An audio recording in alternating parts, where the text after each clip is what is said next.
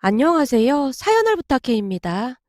오늘의 사연을 소개하겠습니다. 우리 시댁은 사형제입니다. 얘기를 들어보니 시아버님이 딸을 너무 원해서 낳다보니 아들만 넷을 낳았다고 했어요.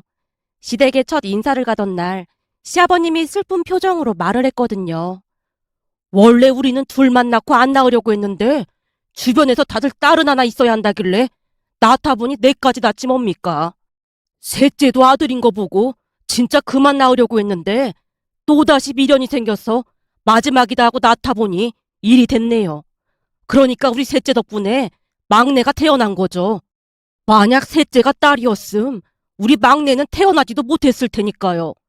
그러다 보니 셋째랑 막내가 유난히 사이가 좋은 편이랍니다. 그래도 막내가 딸이었으면 얼마나 좋았을까? 아직도 아쉽긴 하네요. 시아버님이 가족사에 대해 자세히 설명을 해줬는데요. 나중에 듣고 보니 며느리들이 새로 들어올 때마다 같은 말을 반복했다고 했어요. 첫인사를 드리러 가던 날 작은 형님이 제게 다가와서 살짝 말을 했거든요. 며느리가 새로 들어올 때마다 하시는 말씀이니까 너무 신경 쓰지 마요. 아, 네. 저기 인사까지 드렸으니 곧 결혼할 것 같은데 전화번호 좀 주고받을 수 있을까요? 전화번호요? 나는 형님이 말하기 전에 먼저 알려드렸는데 내가 불편하게 한 건가요? 아니요, 알려드릴게요. 작은 형님의 말투에서 알 수 없는 강요 같은 것이 느껴졌기에 제가 급히 전화번호를 알려줬습니다. 잠시 후 인사를 하고 집으로 돌아왔는데요. 혹시 시간 괜찮으면 한번 만나서 얘기 좀 할 수 있을까요? 내가 괜히 할 말이 있어서 그런데. 집에 들어오자마자 작은 형님에게 문자가 왔어요. 처음에는 조금 당황스럽기도 했지만 무슨 이유로 만나자고 하는지 궁금한 마음이 컸기에 약속 날짜와 시간을 잡았고 며칠 뒤 만나러 갔는데요. 작은 형님은 앞으로 지켜야 하는 수칙 같은 것에 대해 말을 해줬습니다. 처음 만난 것도 아니고 내가 나이도 2살이나 많은데 그냥 편하게 말해도 괜찮지, 동서? 동서도 앞으로 편하게 형님이라고 불러. 아, 네. 동서, 그 네라는 말부터 고쳐야 할 것 같아. 네?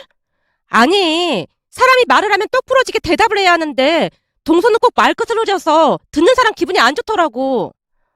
네, 알겠습니다. 그렇지. 그렇게 정확하게 반응을 해줘야 말하는 사람도 덜 불편하지. 그건 그렇고 말이야. 내가 형님한테 들어보니 혼수를 별로 못 해온다고 했다며? 네? 아, 제가 모아놓은 돈만큼 준비를 하겠다고 말씀드렸는데요. 그러니까 그 뭐냐, 집에서 보태줄 형편은 안 되나 봐. 혹시 친정집 형편이 많이 어려운 건가? 전혀 못 도와주시는 건가? 작은 형님이 깔보듯 눈까지 내리깔고 물었습니다. 그게 전혀 못 도와주시는 건 아니고 3천만 원가량은 도와주시기로 했습니다. 거기다 제가 그동안 모은 돈까지 하면 1억 정도는 되고요. 제 입에서 1억이라는 단어가 나오자마자 작은 형님이 웃기 시작했어요. 그 모습에 기분이 상당히 나쁠 수밖에 없었기에 제가 정색한 채 물었습니다. 제가 공무원으로 근무를 하다 보니 많이 모으지 못했지만 최선을 다해서 모았습니다. 이런 취급 받을 일은 아닌 것 같습니다만. 아니, 난 그냥 좀 당황해서 그런 것뿐인데 뭘 정색까지 하고 그래. 사실 형님이랑 나는 혼수를 꽤 많이 해왔거든. 그러니까 형님은 4억, 나는 3억 이렇게 해왔거든. 나중에 결혼하면 알게 되겠지만 형님 친정이 꽤 잘 사는 편이라 친정에서 거진 다 도와줬다고 하더라고. 그리고 나도 친정이 못 사는 편은 아니라 2억 5천 보태줬고 말이야. 그러다 보니 형님은 결혼하면서 집을 샀거든. 나도 대출이 조금 있긴 하지만 집을 샀고 말이야. 근데 도련님한테 들어보니 둘이 가진 돈 합하고 시부모님이 도와주신다고 해도 집은 어림도 없다고 하길래 대체 얼마나 해오나 궁금해서 물어본 것뿐이야. 우리 시부모님은 자식들 차별하고 그러지는 않는 분들이라 도련님도 똑같이 도와주셨을 텐데 집을 못 산다고 하길래 말이야. 근데 동서가 1억 가지고 오면 집은 어림도 없긴 하겠다. 그 돈으로 혼수도 해야 하고 그렇잖아. 나는 결혼할 때 어머님 명품백뿐만 아니라 형님 명품백까지 준비했었는데 우린 동서한테 명품백 받기는 그른 것 같네. 작은 형님이 대놓고 혼수 이야기를 꺼내고 있었기에 제가 급히 대답을 했습니다. 혼수 문제는 어머님과 이미 얘기 다 끝냈습니다. 물론 그랬겠지. 근데 내가 동서를 위해서 충고 하나만 하자면 우리 시댁 실세는 어머님이 아니라 맏며느리는 형님이야. 한마디로 형님 눈밖에 나면 앞으로 골치 아파진다 그 말이야. 그러니까 내 말은 내 백은 그렇다 치더라도 형님 건 준비하는 게 좋을 거라고 충고해주는 거야. 죄송한데 어머님도 백은 생략하라고 하셨습니다. 저는 어머님 말씀대로 할 생각이고요. 제 생각을 명확하게 전달했는데요. 제 말에 상당히 기분이 나빴던 모양으로 작은 형님 얼굴이 창백하게 변했어요. 그리고는 마치 쐐기를 박듯 제게 물었어요. 그래? 그럼 내가 마지막으로 물을 테니까 대답해줘. 그러니까 동서는 그 생각에 변함이 없다는 말인 거지? 한마디로 앞으로 형님은 우리한테 협조하지 않겠다는 말인 거고. 네? 제 말은 그런 뜻이 아니라 혼수 문제는 이미 어머님과 상의가 끝난 문제인데 이렇게 따로 논의하고 싶지 않다고 말한 것뿐입니다. 그러니까 그 말이 그 말인 거잖아. 아니죠. 저는 형님들에게 협조를 하지 않겠다는 말을 한 적이 없는걸요? 어떻게 같은 뜻이라고 말씀하시는 거죠? 제가 잘못된 부분을 콕 집어서 대꾸했는데요. 작은 형님이 어이없다는 표정으로 한숨을 내쉬며 말했어요. 이봐 동서, 공무원이라 그런지 너무 답답한 거 아니야? 왜 그렇게 말귀를 못 알아들어? 잘 생각해봐. 지금 내가 내 빼까지 사오라고 하는 게 아니잖아? 물론 내 것까지 사오면 좋겠지만 형편이 안 된다고 하니까 그럼 형님 것만 사오라고 했던 거잖아. 동서가 뭔가 단단히 착각하고 있는 모양인데 이건 내가 편하자고 하는 말이 아니라 앞으로 동서 편하라고 충고해준 것뿐이야. 마치 고양이가 쥐를 생각하듯 작은 형님이 말했어요. 형님, 다시 한번 말씀드리지만 이미 어머님과 얘기 다 끝낸 혼수 문제로 이렇게 왈가왈부하는 건 아닌 것 같습니다. 와, 이래서 공무원들 보고 무진장 답답하다고 하는 거구나. 이거 뭐 대화가 안 통해도 너무 안 통하네. 알았어. 난 동서 생각해서 꺼낸 말인데 나도 더 이상 말 안 할게. 동서가 잘 몰라서 그러나 본데 형님 말이야. 보통 사람이 아니거든. 그럼 나는 가서 형님한테 그대로 보고할게. 근데 만약 결혼하게 되면 엄청난 고난이 기다리고 있을 거라는 것만 명심해. 작은 형님이 얼굴까지 시뻘개진 채 카페를 나갔습니다. 그 모습에 어찌나 어이가 없던지 결혼을 없던 일로 해야 하나 머릿속이 복잡해진 채 혼란스럽기만 했습니다. 그동안 결혼한 친구들에게 시어머니 시집살이는 들어봤지만 형님들 시집살이 사연은 들어본 적이 없었거든요. 그날 집에 들어가자마자 남편에게 전화를 해서 따져 물었더니 남편이 급히 집 앞까지 쫓아왔습니다. 혜나야, 정말 미안해. 화 많이 났지? 난 살다 형님 시집살이는 처음 들어봐서 지금 너무 놀랐거든? 물론 내가 형님들보다 혼수를 적게 해가긴 하지만 나름대로 최선을 다했는데 내가 얼마나 비참했는 줄 알기나 해? 진짜 미안해. 저기 이런 말해서 좀 그렇긴 하지만 사실 난 위에 형들이랑은 별로 친하지가 않아. 학교 다닐 때 내가 형들보다 공부도 더 잘하고 그랬다 보니 형들이 나를 대놓고 싫어했거든. 잠시 말을 멈춘 남편이 양미간을 찌푸리다가 다시 말을 이어갔습니다. 그러다 보니 형수님이랑도 안 맞더라고. 아까 작은 형수님 얘기 들어서 알겠지만 큰 형수님이 만만치 않은 분인 건 확실해. 한마디로 큰 형수님은 뒤에서 사람을 조정하는 보스 같은 사람이고 작은 형수님은 행동대장이라고 해야 할까? 아무래도 큰 형수님 친정이 좀 부자다 보니 작은 형수님을 쥐락펴락 하는 것 같더라고. 아니 어떻게 그런 생각을 할 수가 있는 거지? 돈이 많으면 좋을 수는 있겠지만 그걸로 사람을 휘두르면 안 되는 거잖아. 그런 걸 보고도 부모님은 따로 말씀 안 하시는 거야? 엄마 아버지는 그런 사실을 잘 모르셔. 큰형수님이 보통 불려시가 아니거든. 부모님 앞에서는 현명한 맏며느리인 척하고 뒤에서 그러고 있는 거야. 연기를 어찌나 잘하는지 전혀 눈치채지 못하시더라고. 언젠가 한번 내가 엄마한테 살짝 말을 꺼냈는데 엄마가 전혀 안 믿는 눈치였어. 나 결혼 다시 생각해봐야 할 것 같아. 난 그런 사람들이랑 잘 지낼 자신이 없거든. 아까 내가 얼마나 수치스러웠는지 모르지? 미안해. 형수님들이 그렇게까지 할 거라고는 생각도 못했어. 내가 대신 무릎 꿇고 빌라면 빌게.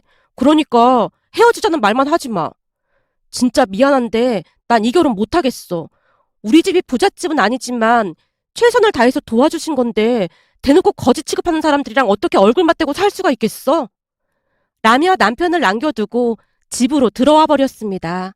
하지만 그 뒤에도 매일같이 남편이 찾아와서 빌어댔기에 마음이 약해질 수밖에 없었습니다. 특히나 엄마가 제 눈치를 보며 말을 했거든요. 난 강민이가 참 마음에 들던데 다시 생각해보면 안 되겠니? 내가 그 집 얘기 다 말했는데도 그런 말이 나와? 아니, 시어머니 짜리가 그랬다고 하면 나도 도시락 싸들고 다니면서 말렸지. 근데 형님들이 그랬다며. 형님들이야 얼굴 안 보고 살면 그만인데 별 상관이 있겠냐 그 말인 거지. 솔직히 나도 네 큰엄마랑 작은엄마랑 자주 만나지도 않고 있잖아. 그런데 그게 뭐 신경 쓸 일이냐 그 말이야.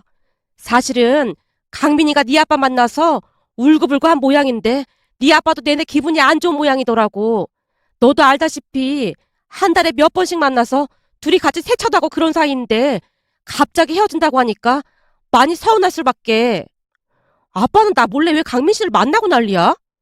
강민이 가도 전화라고 그러니까 아빠도 어쩔 수 없었던 모양이야.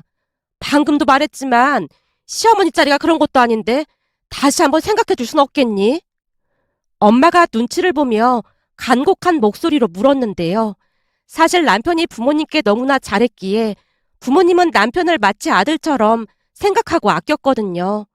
그 뒤에도 남편이 계속해서 빌어대기도 했고 부모님도 대놓고 남편 편을 들며 저를 설득했습니다. 매일같이 설득하는 부모님과 남편의 말에 넘어가 결국 결혼을 하게 되었어요. 물론 결혼 후 두 형님의 복수가 시작되었습니다. 남편에게 누누이 들어 잘 알고 있었지만 큰형님에 비해 작은형님은 세 발에 피었다고 해야 할까요? 큰형님은 교묘하게 사람을 힘들게 하는데 도 같은 사람이었습니다. 시부모님 앞에서는 듬직하고 인자한 맏며느리 모습 그 자체였지만 뒤에서는 대놓고 힘들게 했어요. 가장 기억에 남는 사건은 시아버님 생신날 일어났습니다. 생신을 앞둔 어느 날 행동대장 작은형님에게 전화가 걸려왔어요. 동서, 조금 있으면 아버님 생신이잖아. 네, 그렇잖아도 어떻게 해야 하나 연락드리려고 했어요. 그런 생각을 하고 있긴 했던 거야? 난 공무원이라 꽉 막혀서 전혀 생각 못하고 있는 줄 알았거든. 네? 지금 제 직업을 거론하실 필요는 없을 것 같은데요? 알았어. 난 그냥 농담 좀 한 건데 뭘 그렇게 발끈하고 그래? 무슨 농담을 못하겠어. 작은 형님이 짜증난 목소리로 중얼거렸습니다. 형님, 그래서 아버님 생신 때는 어떻게 하실 생각이세요? 큰형님께도 물어보신 거예요? 그럼 내가 형님 허락도 안 받고 동서한테 전화했을까봐? 암튼 내가 형님이랑 상의해봤는데 지금까지 우리는 결혼하고 시부모님 첫 생신상은 직접 차려드렸거든. 근데 저번 달에 어머니께서 절대 상 차리지 말라고 하시던데요. 자주 가는 한정식 집이 있는데 거기서 하면 좋을 것 같다고 하셨거든요. 나 아직 말 안 끝났는데 계속 말 자를 거야? 아, 죄송합니다. 그래서 형님이랑 상의해봤는데 그날 식당에서 식사하는 값은 셋이 나눠서 계산하고 두 분께 용돈 드리기로 합의했거든? 아, 네, 알겠습니다. 그날 식당에서 계산은 내가 할 테니까 나한테 돈 입금하면 되고, 그리고 용돈은 말이야. 어머님, 아버님께 한 집당 5만 원씩 드리기로 했어. 5만 원씩이요? 왜? 동서한테는 5만 원도 너무 무리가 되는 건가? 아니요, 그런 게 아니라 5만 원씩 드리는 건 좀 그렇지 않나 해서요. 아무리 그래도 생신이신데 5만 원은 아닌 것 같은데요? 동서, 형님이랑 이미 말 끝났다니까. 암튼 그렇게 하기로 했으니까 그날 동서도 약속 지켜줬으면 좋겠어. 우리 집은 며느리가 많아서 다 똑같이 해야 나중에 말썽이었거든. 내 말 무슨 말인지 알겠지? 작은 형님이 다시 한번 당부를 하고 전화를 끊었습니다. 그날 통화를 하고 난 뒤 금액이 너무 적은 게 아닌가 싶어 남편에게 물었습니다. 여보, 작은 형님 전화가 왔는데 아버님 생신날 말이야. 한 집당 5만 원씩 드리자고 하는데 그럼 너무 적지 않을까? 5만 원씩? 진짜 5만 원씩 드리자고 했단 말이야? 분명히 그랬다니까. 혹시 그동안에는 어떻게 했어? 글쎄, 봉투에 돈을 넣어드려서 얼마씩 드렸는지는 나도 잘 몰라. 그럼 그동안 5만 원씩 드렸다는 건가? 큰형수님은 돈 많다고 맨날 골프 치러 다니고 그러더니만 어떻게 그럴 수가 있지? 이래서 있는 사람들이 더하다고 하는 거구나. 그럼 난 어떻게 해야 해? 진짜로 5만 원만 해? 그래야 하지 않을까? 괜히 형수님들 친기 건드려서 좋을 거 없잖아. 우선 당신이 막내니까 형수님들이 하라는 대로 하는 게 좋을 것 같아. 오히려 하라는 대로만 하면 되니까 편하긴 하잖아.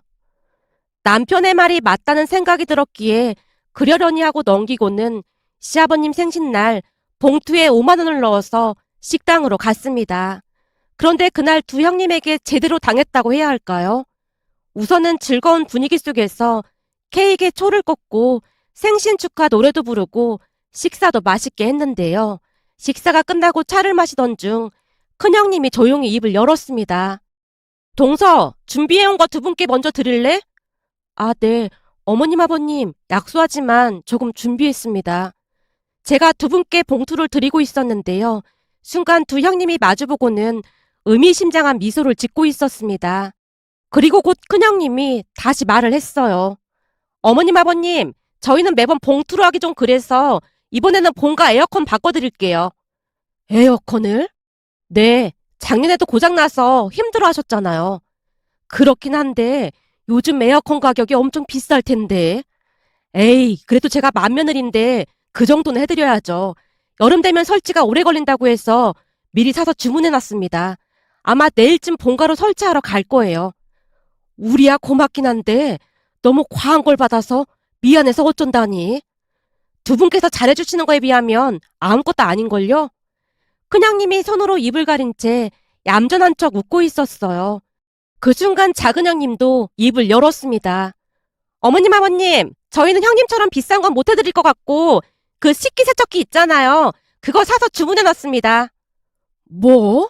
식기세척기? 네, 어머님 맨날 설거지 직접 하시니까 너무 마음이 안 좋았거든요. 이젠 편안하게 설거지는 식기세척기에 돌리세요.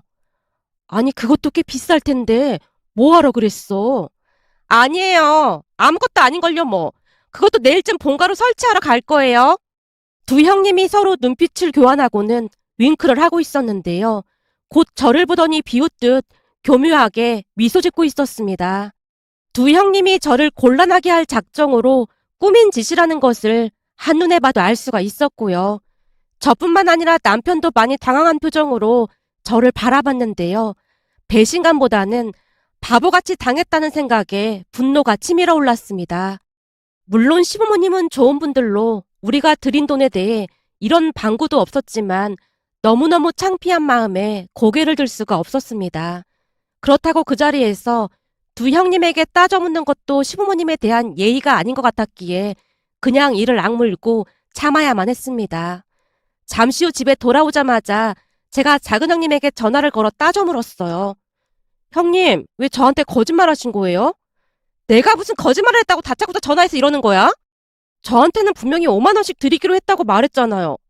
아, 그거 별일도 아니구만. 왜 그래? 그거 말이야. 형님이 동서 생각해서 그런 것뿐이야. 그게 무슨 말씀이세요? 저를 생각해서 그랬다니요. 난 모르는 일이니까 형님한테 직접 전화해서 따져 묻던지. 난 바쁘니까 이만 전화 끝난다. 작은 형님이 전화를 끊어버렸어요. 결국 제가 큰 형님에게 전화를 했는데요. 이미 작은 형님이 보고를 하고 있는 모양으로 통화 중이었습니다. 잠시 후 다시 전화를 걸었는데요. 역시나 큰 형님은 작은 형님보다 더한 사람이었습니다. 형님, 통화 가능하세요? 가능해. 나 바쁘니까 빨리 말해. 저기 작은 형님 말로는 형님이 생신 선물로 5만 원씩 드리는 걸로 얘기했다고 했거든요. 근데 그게 왜? 근데 오늘 형님 두 분께서 약속과는 전혀 다르게 하셔서 대체 왜 그런지 물어보려고요. 동서, 내가 그걸 꼭 내 입으로 말해야 하는 거야? 그게 무슨 말씀이세요? 첫째 동서 말대로 공무원이라 그런지 막혀도 너무 꽉 막혔잖아. 그게 대체 뭐가 불만이라는 거야? 큰형님이 뻔뻔하게 대묻는 모습에 잠시 정신줄을 놓고 말았는데요. 그 순간 큰형님이 기가 막힌 말을 하기 시작했습니다. 난 동서 생각해서 그런 건데 그걸 따져 묻는 것 자체가 웃긴 거 아니냐고. 그렇잖아. 동서는 친정에 잘 사는 것도 아니고 공무원 월급 뻔한 거야. 다들 알고 있는 거잖아. 첫째 동서랑 내가 동서 생각해서 그 금액만 하라고 한 건데 그걸 고깝게 받아들이는 동서가 오히려 이상한 거 아니야? 우리는 동서의 형편 생각해서 말해준 것뿐인데 그걸 기분 나쁘게 생각하는 동서가 오히려 이상한 거 아니냔 말이야. 동서가 피해의식에 사로잡혀 있는 것 같아서 하는 말인데 그거 아주 안 좋은 버릇이야. 형님, 제가 피해의식에 사로잡혀 있다니요. 이런 행동을 하는 것 자체가 그걸 뒷받침하고 있는 거 아니겠어? 우리한테 화풀이를 할 게 아니라 지원을 못해주는 친정 부모님을 원망해야 하는 거 아니야? 하긴 그런 부모를 만난 동서도 참 불쌍하긴 하다. 그리고 말이야, 첫째 동서랑 우리는 골프 치러 자주 다니는데 시부모님이 둘째 동서만 따돌린다고 생각할 수도 있으니까 혹시나 어머니께서 물어보면 알아서 잘 둘러대. 동서 형편의 골프는 언감생심 꿈도 못 꿀 일이잖아? 물론 우리가 도와줄 수도 있겠지만 피해의식 많은 동서 성격에 마음에 안 들 거 아니야. 암튼 난 할 말 다 했으니까 이만 전화 끊을게. 시부모님이 뭐라고 한 것도 아닌데 대체 왜 난리인 거야? 라며 큰형님이 전화를 끊어버렸습니다. 그날 큰형님과 통화를 하고 난 뒤 다리에 힘이 풀려 털썩 주저앉고 말았는데요. 큰형님의 자기 합리화에 치가 떨릴 정도였거든요. 역시나 큰형님은 작은형님과는 비교도 안 될 정도로 무시무시한 사람이었습니다. 그 사건 말고도 어마어마한 일들이 정말 많았지만 더 이상 떠올리고 싶지도 않기에 생략하도록 하겠습니다. 그 뒤에도 두 형님이 저를 철저히 배제시킨 건 물론이고 시부모님과 우리 사이를 교묘하게 이간질하여 서로를 뜨악한 관계로 만들어 놓고 말았습니다.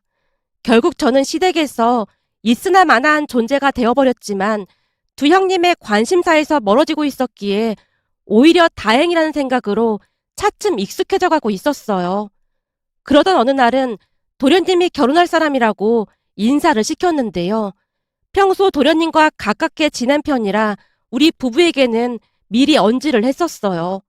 도련님 말로는 동서가 수수하고 꾸밈이 없어서 저와 잘 맞을 거라는 말을 했거든요. 아마도 셋째 형수님이랑 잘 맞을 거예요. 그동안 형수님 혼자 많이 외로우셨을 텐데 앞으로는 그 사람이 잘 챙겨줄 거예요. 그 사람도 큰 형수님이랑 작은 형수님이랑은 잘 안 맞을 것 같거든요. 그러니까 앞으로 형수님이 잘 좀 살펴주세요. 저는 시댁에서 투명인간이나 다름없는데 저한테 그런 부탁을 하는 게 앞으로는 투명인간 취급받지 않을 거니까 기대하셔도 좋습니다. 앞으로 우리 넷이서 자주 어울렸으면 좋겠어요. 그동안 남편을 제외하고 유일하게 저를 챙겼던 도련님이었기에 약간은 기대가 되기도 했습니다. 하지만 그동안 두 형님에게 시달릴 대로 시달렸던지라 동서가 첫 인사를 오던 날 저는 그냥 없는 사람 마냥 행동을 했습니다. 역시나 두 형님은 눈에 불까지 켠 채 동서를 스캔하는 모습이었어요. 앞으로 어떤 일이 일어날지 뻔해 보였기에 머리가 지끈지끈 거렸고요. 첫 인사를 온 동서도 수수한 모습으로 두 형님이 원하던 사람은 아닌 게 확실해 보였거든요. 식사를 하는 내내 두 형님이 눈짓을 하면서 뭔가 계획을 꾸미는 듯했고 언제나 그렇듯 저는 입을 꾹 다문 채 밥만 밀어넣고 있었어요. 그렇게 식사를 하고 차를 마시고 있던 중에 작은 형님이 동서에게 조용히 물었습니다. 저기, 우리 이제 자주 봐야 하는 사이인데 전화번호 좀 교환할 수 있을까요? 작은 형님의 말에 동서가 흔쾌히 전화번호를 건넸지만 저는 못 본 척 고개를 돌리고 말았습니다. 그런데 그날 집에 도착하자마자 작은 형님에게 전화가 걸려왔어요. 휴대폰에 작은 형님이라는 단어가 뜨던 순간 심장이 마구마구 뛰기 시작했는데요. 또다시 무슨 말로 상처를 주려고 하는 걸까 걱정만 됐거든요. 제가 떨리는 손으로 전화를 받았고 작은 형님이 다짜고짜 말했어요. 동서, 내일 막내 동서 만나기로 했는데 동서도 잠깐 나와. 네? 그 자리에 제가요? 왜? 싫어? 어떻게 된 게 동서는 한 번에 알았다고 하는 적이 없어. 이러니까 형님이 동서를 싫어하는 거 아니겠어? 내일 막내 동서 만나서 서열 정리해야 하니까 나오란 말이야. 아까 딱 보니 동서랑 같은 부류 사람 같던데 나보다는 동서랑 더 잘 통할 거 아니야. 그러니까 내일 저녁 7시에 땡땡 극장 앞에 그 카페로 나와. 제 의사도 묻지 않고 작은 형님이 전화를 끊어버렸어요. 어차피 두 형님에게 찍힐 대로 찍혔던지라 그냥 모른 척하면 그만이었지만 도련님 말이 생각나서 차마 모른 척할 수가 없었습니다. 결국 다음날 시간에 맞춰 약속한 카페로 들어갔는데요. 동서가 먼저 와서 기다리고 있는 모습에 제가 다가가 먼저 인사를 했습니다. 안녕하세요. 형님이 저도 나오라고 해서 왔습니다. 형님, 말씀 놔주셔도 됩니다. 차차 그래보도록 노력할게요. 저는 갑자기 말을 놓기가 쉽지가 않더라고요. 네, 형님. 앞으로 잘 부탁드려요. 그이가 형님 얘기 엄청 많이 했어요. 성실하시고 바른 분이시라고요. 도련님이 그런 말을 했어요? 네. 앞으로 형님이랑만 친하게 지내라고도 했는걸요? 저랑만요? 근데 어쩌죠? 저는 시댁에서 존재감이 없어서 저랑 친하게 지내면 앞으로 많이 피곤해질 것 같은데요. 괜찮아요. 그리고 앞으로는 존재감 없이 살 일도 없을 거예요. 제가 그렇게 두지는 않을 거거든요. 동서는 저와 결이 비슷한 사람 같아 보이긴 했는데요. 조금 비슷해 보일 뿐 저와는 다른 사람임이 확실해 보였습니다. 잠시 후 작은 형님이 카페로 들어왔고 역시나 앉자마자 동서에게 반말로 말했어요. 막내 동서 될 사이니까 말 놔도 되지? 네, 그럼요. 근데 우리를 왜 부르신 거예요? 우리? 네, 저는 그렇다 치고 굳이 셋째 형님까지 부르셨다기에 궁금해서요. 동서가 치아가 드러나도록 해맑게 웃고 있었습니다. 그 모습에 작은 형님이 어이없다는 듯이 툭 하고 한마디를 던졌어요. 뭐야, 이번에는 백치미가 가득한 동서가 들어온 거야? 백치미요? 아, 그런 소리를 좀 듣긴 했던 것 같아요. 그럼 하실 말씀 하시겠어요? 그래도 여기 동서보다는 막내 동서가 시원시원한 게 말이 좀 통할 것 같긴 하네. 작은 형님이 잠시 헛기침을 하더니 바로 속내를 드러냈습니다. 저기 말이야, 혹시 혼수는 어떻게 하기로 했어? 혼수요? 그게 왜 궁금하신 건데요? 막내 동서가 잘 모르는 것 같아서 말해주는 건데 우리 집안에선 시부모님보다 큰형님이 서열 1이거든. 그러니까 큰형님도 어떻게 돌아가고 있는지는 알고 있어야 하잖아. 아, 큰형님이 서열 1이셨구나. 그럼 엄청 높은 거 아니에요? 빨리 말씀해 주셨음 제가 따로 찾아뵀을 텐데 그걸 몰랐네요. 동서가 다시 해맑게 웃고 있었는데요. 이제 보니 막내 동서는 그나마 말이 좀 통하는 것 같네. 암튼 그래서 말인데 혼수를 어떻게 해올 생각인 거야? 참고로 말하지만 사실 형님이랑 나는 혼수를 꽤 많이 해왔거든. 그러니까 형님은 4억, 나는 3억 이렇게 해왔거든. 나중에 결혼하면 알게 되겠지만 형님 친정이 꽤 잘 사는 편이라 친정에서 거진 다 도와줬다고 하더라고. 그리고 나도 친정이 못 사는 편은 아니라 2억 5천 보태줬고 말이야. 작은 형님이 제게 했던 말을 앵무새 마냥 똑같이 말하고 있었는데요. 역시나 마지막에 제 이야기도 빼놓지 않았습니다. 그리고 여기 동서는 친정에 돈이 얼마 없어서 1억 해왔고 말이야. 그래서 말인데 막내 동서는 얼마나 해올 생각인 거야? 아, 저는 2억 해오는 걸로 얘기했어요. 2억? 친정에서 도와주는 건가? 그건 아니고 제가 모은 돈도 있고 친정에서 도와주는 돈도 있어요. 그 사람이 2억 정도면 충분할 것 같다고 해서 그러기로 했어요. 혹시 막내 동서 친정 잘 살아? 잘 산다는 게 어떤 기준인 거예요?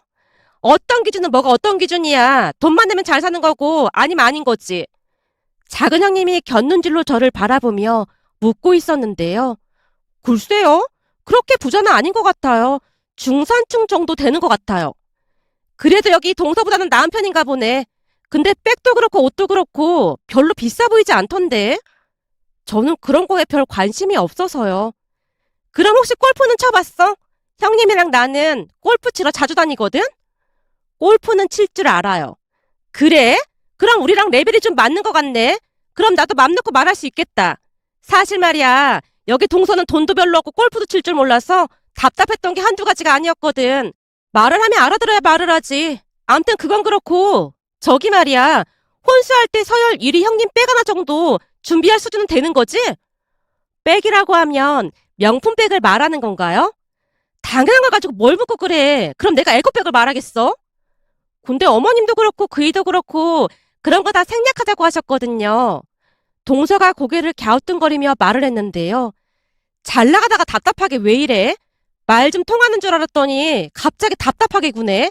그러니까 내가 여기로 따로 불러서 이렇게 얘기하고 있는 거 아니겠어? 막내 동서 잘 들어. 이번 기회 놓치면 말이야. 여기 이 동서처럼 시댁에서 투명인간 취급받을 수도 있다 그 말이야. 형님한테 한번 밑보이면 돌이킬 수 없거든. 아, 그래서 서열 1이라고 하는 거네요? 그렇지. 그러니까 막내 동서도 눈치껏 잘 행동해. 작은 형님이 목에 힘까지 주며 강조를 하고 있었는데요. 순간 동서가 똘망똘망한 눈망울로 작은 형님을 바라보며 대답했습니다. 싫은데요? 뭐? 막내 동서 지금 뭐라고 했어? 싫은데요? 네, 싫은데요? 어머님께 드리는 것도 아니고 제가 왜 큰형님한테 명품백을 갖다 바쳐야 하는 거예요? 뭐? 갖다 바쳐? 무슨 말을 그렇게 해? 그게 아니라면 명품백을 왜 큰형님한테 드려야 하는 거예요? 구이랑 저랑 결혼도 반반하기로 했거든요. 거기다 큰형님은 집도 부자라면서요. 근데 왜 우리 같은 쪼무레기한테 삥을 뜯으려고 하는 거예요? 뭐? 삥? 동서, 말이 너무 심한 것 같다. 암튼 저는 싫어요. 그냥 그 투명인가 취급인가 그거 해주세요. 여기 셋째 형님이랑 둘이 의지하면서 잘 지내볼게요. 동서가 다시 해맑게 웃고 있었는데요. 그 모습이 어찌나 해맑아 보이던지 얼굴에서 빛이 날 정도였습니다. 그렇게 저와는 전혀 다른 동서의 모습에 작은 형님뿐만 아니라 저까지 말문이 막힌 채 멍한 상태가 되고 말았습니다. 하지만 동서는 여전히 해맑은 얼굴로 같은 말을 반복했습니다. 싫은데요? 싫은데요? 이거 완전 또라이 아니야? 막내 동서 앞으로 각오해야 할 거야. 그럼 저 힘들게 할 거예요? 당연하지. 앞으로 가시밭길이 기다리고 있을 거니까 딱 기대해. 그럼 저는 우리 아빠한테 다 이럴 건데요? 뭐 이런 미친 게 다 있어. 너 골프 칠 줄 안다는 것도 다 뻥이지? 그런가? 뻥인가? 진짜 돌아도 보통 놈 게 아니네. 너 앞으로 두고 봐. 동서가 놀리듯 말을 하고 있었기에 작은 형님이 벌떡 일어나서 자리를 박차고 나가버렸습니다. 그런 작은 형님 뒷모습을 보던 동서가 키득키득 웃고 있었기에 너무나 당황스러운 나머지 조심스레 동서에게 물었어요. 저기 이런 말하면 주제 넘어 보일 수도 있겠지만 큰형님이랑 작은형님 진짜 장난 아니에요. 시부모님이랑 우리 사이에 이간질 시킨 건 아무것도 아니고 아주 대놓고 사람을 힘들게 하거든요. 제가 그동안 있었던 일에 대해 낱낱이 다 밝혔는데요. 역시나 동서는 눈 하나 깜짝이지 않고 태연하게 웃고 있을 뿐이었습니다. 형님, 너무 걱정하지 마세요. 저도 그렇게 만만한 사람은 아니거든요. 앞으로 제가 형님 지켜드릴게요. 동서가 계속해서 알 수 없는 말만을 하고 있었는데요. 그때는 그게 무슨 소리인지 도무지 이해가 되지 않았지만 시간이 지나 동서와 서방님이 결혼을 한 뒤 그 이유를 알게 되었습니다. 동서가 말했던 것처럼 동서는 절대 만만한 상대가 아니었으니까요. 아니죠. 오히려 두 형님보다 더 어마어마했다는 표현이 맞겠네요.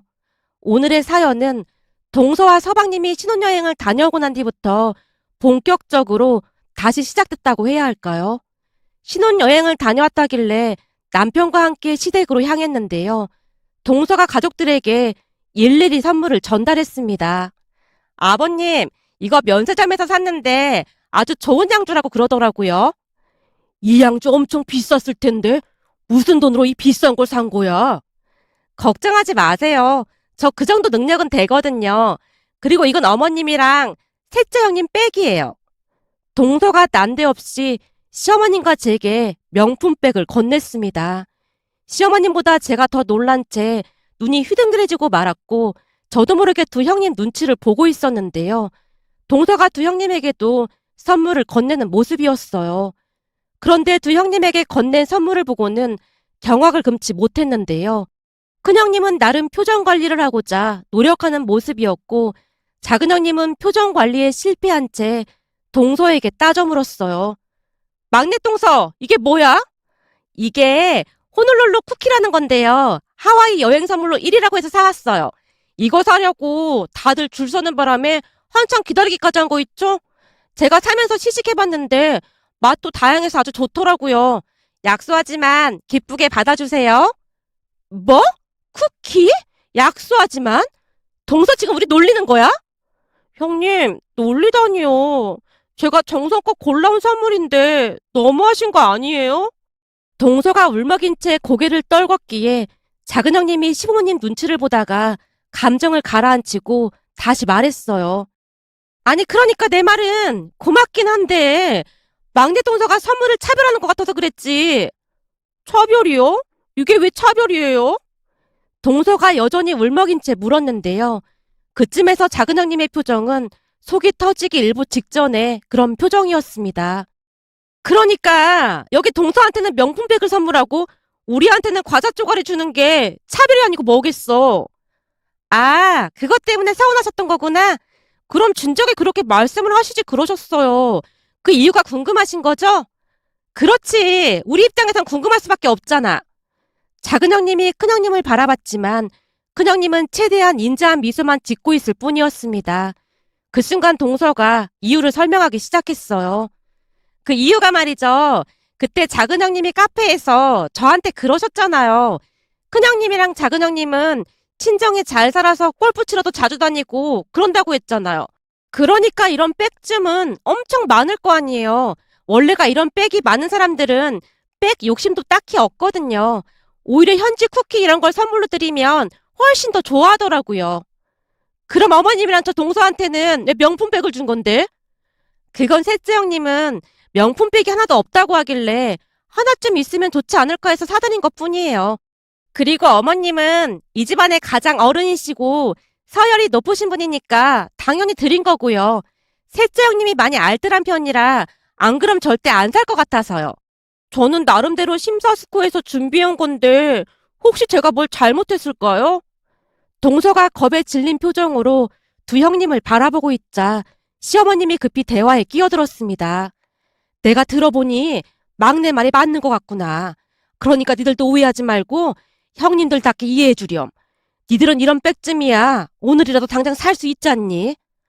아, 네, 어머님. 작은 형님이 급히 대답을 하고는 입을 닫아버렸는데요. 큰 형님은 여전히 표정 관리에 애를 쓰고 있었지만 작은 형님은 멋씹은 듯한 그런 얼굴이었습니다. 그리고 그날 동서가 두 형님의 신기를 제대로 불편하게 했고 두 형님이 앙심까지 품은 채 동서를 벼르고 있는 모습이었습니다. 그렇게 한 달 정도가 지난 어느 날 작은 형님이 우리 둘을 다시 호출했습니다. 동서들, 형님이랑 내가 골프 치러 갈 생각인데 혹시 같이 갈래? 물론 돈은 큰 형님이 전부 내실 거야. 저는 골프를 못 쳐서 가나 마나일 것 같은데요? 동서, 지금 이건 골프를 치고 못 치고가 중요한 게 아니고 여자들끼리 친목 도모를 하자 그 말인 거잖아. 동서가 골프 못 치는 건 지나가는 개도 다 알거든? 작은 형님이 개라는 단어에 유난히 힘을 주어 말을 하고 있었는데요. 동서가 걱정스레 입을 열었습니다. 근데 저도 골프 친지 오래돼서 좀 걱정이 되네요. 걱정될 게 뭐가 있어. 동서는 골프를 치긴 한다는 거잖아. 그렇긴 하죠. 그럼 혹시 골프장을 제가 선택할 수도 있는 거예요? 그럼 따라갈게요. 골프 친지 하도 오래돼서 익숙한 곳이 좋을 것 같아서요.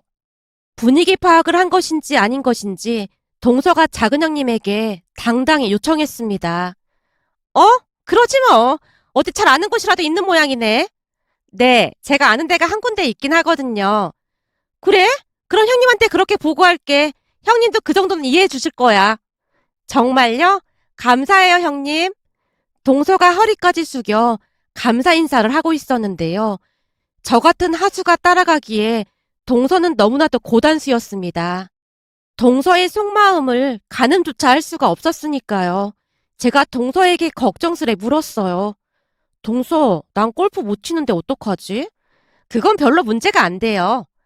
아니, 내가 보니까 골프복이랑 장비랑 필요한 것도 많던데 그날 하루 가자고 그거 사기에는 걱정하지 마세요. 형님이랑 제 체형이 비슷하니까 형님만 괜찮으시다면 제 거 빌려드릴게요. 대체 동서 정체가 뭐야? 제 물음에 동서가 배꼽 잡고 웃고 있었습니다. 형님, 제 정체가 뭐냐니요. 저 무슨 비밀 요원 그런 거 아니에요. 아니, 그렇잖아. 결은 나랑 비슷한 것 같은데 분명 뭔가 많이 다르거든. 그냥 평범한 시민이니까 의심하지 마세요. 그리고 내가 보기엔 두 형님이 우리를 골탕 먹이려고 무슨 꿍꿍이를 꾸미는 게 분명해 보여. 내가 보기엔 골프 치러 가면 망신당할 게 뻔해 보이니까 엄청 비웃으면서 무시하려고 작정을 한 것 같아. 사실 두 형님은 한 달에 몇 번씩 골프장 다녀서 실력이 수준급으로 알고 있거든. 아마 거기서 돈 자랑하면서 우리 둘을 깔아 뭉개려고 그러는 것 같아. 제가 근심 가득한 표정으로 긴 한숨을 내쉬고 있었는데요. 동서는 전혀 개의치 않는다는 표정으로 해맑게 웃을 뿐이었습니다. 그렇게 시간이 지나 골프장에 가기로 한 날이 다가오고 있었고 큰형님이 시어머님께 친목 도모를 하러 다녀오겠다는 말까지 했던 모양이었어요. 시어머님이 제게 전화를 걸어왔거든요. 예, 첫째한테 듣자 하니 친목 도모 차원에서 골프장으로 놀러 간다며? 네, 어머님. 그래서 말인데 내가 네 통장으로 돈을 좀 보냈다. 돈이요? 무슨 돈이요? 기분 나쁘게 듣지는 말고 골프장 가는데 이것저것 필요한 게 많을 거 아니야. 그거 가지고 가서 필요한 거 사고 즐겁게 지내다 오렴. 그리고 이건 절대 비밀이다. 알겠니? 어머님, 저도 그 정도 돈은 있는데. 그건 나도 알지. 근데 네가 워낙 알뜰하잖니. 그래서 매달 계획한 대로 생활비 쓰고 있는 거 내가 잘 알아서 그래. 네가 알뜰해서 내가 참 좋아하고 있는 거 알고 있지? 네 형님들이야 워낙 부자라 그렇지만 대부분은 너처럼 살고 있다는 것도 잘 알고 있는 거지? 그러니까 네 형님들 너무 신경 쓰지 말고 기죽을 필요도 없어. 알겠니? 어머님, 매번 좋은 말씀 해주셔서 정말 감사합니다. 네가 예뻐서 그렇지. 라며 전화를 끊었는데요. 시어머님께 감사한 마음이 들어 눈물이 왈칵 쏟아졌습니다. 그동안은 시어머님이 저를 오해하고 있는 줄 알았거든요. 그렇게 며칠 뒤 우여곡절 끝에 골프장으로 출발을 했습니다. 그런데 그날 그곳에서 우리는 어마어마한 진실을 마주한 채 큰 충격을 받을 수밖에 없었어요. 우선 두 형님이 얼마나 신경을 썼던지 입고 있는 골프복만 봐도 알 수가 있었는데요. 모자부터 신발까지 한껏 치장을 한 모습이었으니까요. 그렇게 골프장에 들어가서 클럽하우스라는 곳에 차를 세웠는데 마치 호텔처럼 직원이 대기하고 있다가 동서가 트렁크를 열자 직원이 트렁크에 있던 캐디백을 내려줬어요. 사실 저는 캐디백이라는 단어도 그날 처음 들어봤답니다. 곧 차를 주차하고 네 사람이 같이 체크인을 하기 위해 갔는데요. 우리를 보던 데스크 직원이 깜짝 놀란 채 인사를 했어요. 아가씨 오셨어요? 에이, 아가씨라고 하지 말라니까요. 나 이제 결혼해서 아줌마잖아요. 아가씨 농담은 여전하시네요. 라며 데스크 직원과 동서가 반갑게 인사를 나누고 있었는데요. 직원이 계속해서 동서에게 아가씨란 단어를 사용하자 두 형님이 눈을 커다랗게 뜬 채 큰 충격을 받은 모습이었습니다. 하지만 동서는 그런 형님들을 전혀 신경도 쓰지 않은 채 직원들과 대화를 나누고 있었는데요. 지나가다 동서를 마주한 골프장 직원들이 일제히 허리 숙여 반갑게 인사를 했어요. 직원들과 인사를 하고 이동하는 동서를 보며 작은 형님이 물었습니다. 동서, 아까 데스크에서 직원이 동서한테 왜 아가씨라고 하는 거야? 잘 아는 사람들인 거야? 그럼요. 엄청 잘 아는 사이인걸요? 어떻게 아는 사이인데? 여기가 우리 아빠 회사에서 운영하는 골프장이라 엄청 자주 보거든요.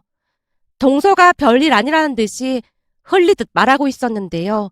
순간 두 형님이 걸음을 멈췄고 작은 형님이 다시 물었어요.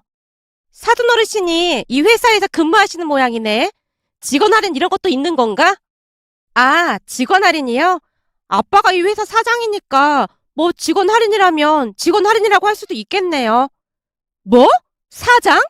그러니까 이 골프장 운영하는 회사에 사장님이란 말이야? 네, 여기 말고도 해외에도 골프장이 있어요. 근데 여기가 제일 좋고 해서 여기로 오자고 했던 거예요. 말도 안 돼. 그래서 직원들이 동서한테 아가씨라고 했던 거구나?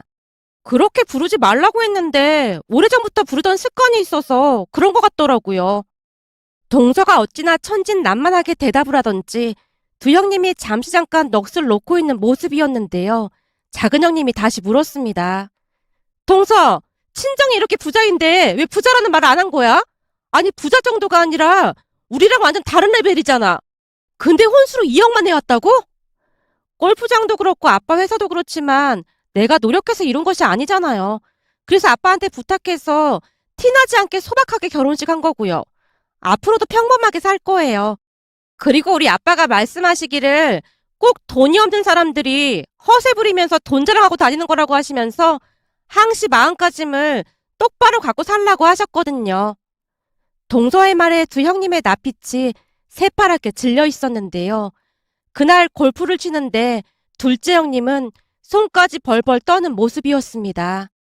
그런 두 사람을 지켜보는데 어찌나 속이 시원하던지 그동안 당했던 서름이 싹 다 씻겨 내려가는 느낌이었어요. 문제는 그 사건 이후 두 형님의 사이가 삐그덕거리기 시작했는데요. 동서네 집이 큰형님 집이랑 비교할 수도 없을 정도로 부자인 걸 확인한 작은 형님이 가차없이 큰형님을 배신했고 동서로 갈아타려고 호시탐탐 기회를 엿보고 있었거든요. 어느 날은 두 형님이 시댁에서 머리채까지 잡고 싸우기까지 했는데요.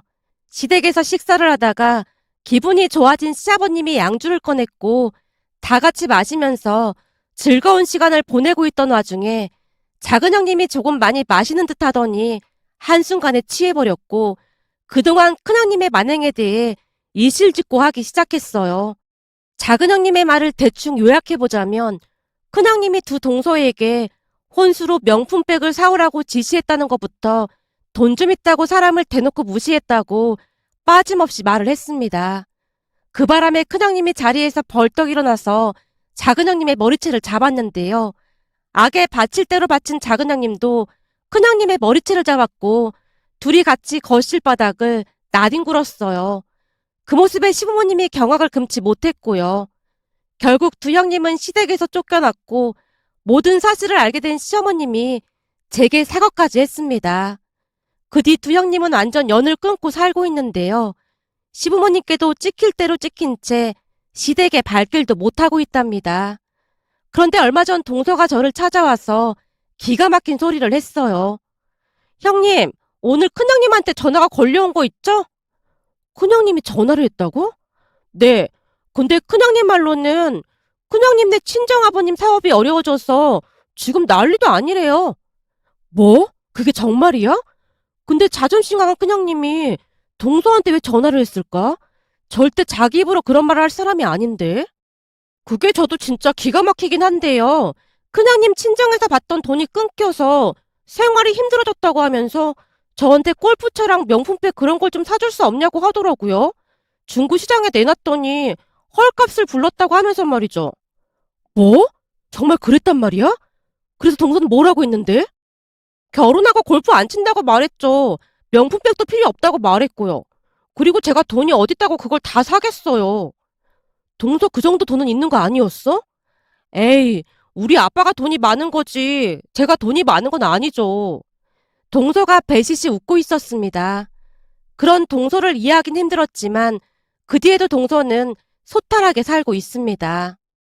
문득 며칠 전 동서와 식사를 하면서 이런저런 이야기를 나누다 지나간 일들이 떠올라 이렇게 글 남겨봅니다. 오늘의 사연은 여기까지였습니다.